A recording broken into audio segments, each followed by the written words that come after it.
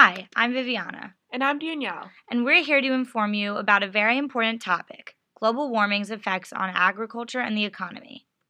So, what is global warming anyway? Is it even real? Why is it important? Why should I care? These are all great questions.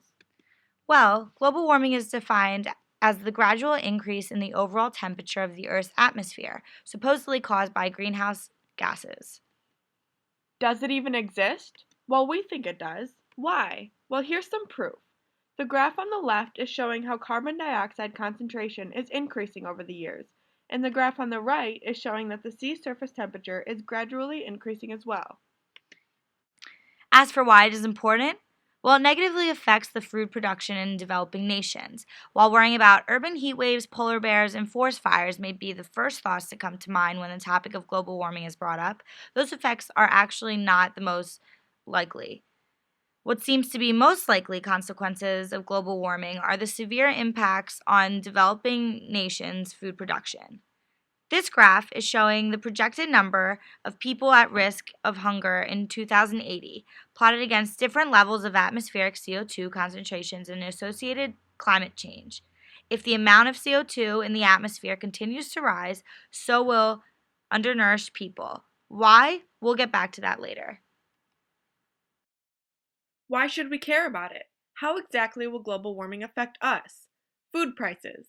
With additional investments in technology and adaptation, the effect of climate change on actual agriculture production could be reduced. But because these inputs raise the cost of production, prices would also rise. Understand? Good, because all this is leading up to the main question we're going to be addressing. What effects does global warming have on agriculture and the economy in developing nations? The associated impacts of high temperatures, altered patterns of precipitation, increased frequency of extreme events such as droughts and floods, and unstable weather patterns will combine to depress yields and increase production risks in many world regions. Global warming causes weather to be very unpredictable due to the excessive amount of carbon being released into the atmosphere, which makes it harder for farmers to know when and what to plant since they are very unsure of how the weather will be.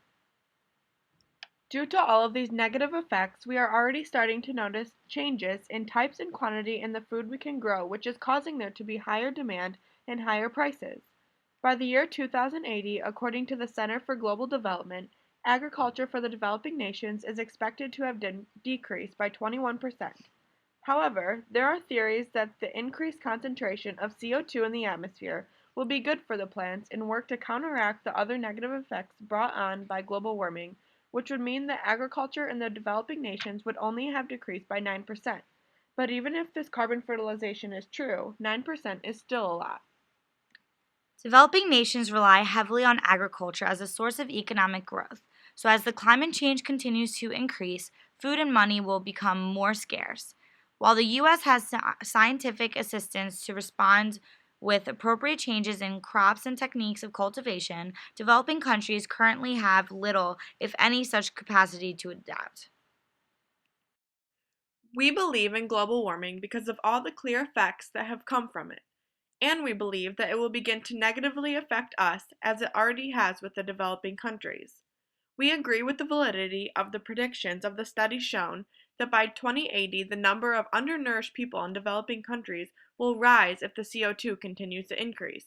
On the other hand, if one were to not believe that global warming was real, then they would have a different take on the evidence, but hopefully we have altered any skeptical opinions of global warming with our data. Until 2080, it will be hard to know for sure if the predictions of these studies come true.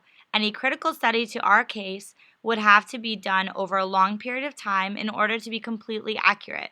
However, we believe that scientists are doing well with the information they have in order to predict what the future holds as far as agriculture and the economy goes in developing nations.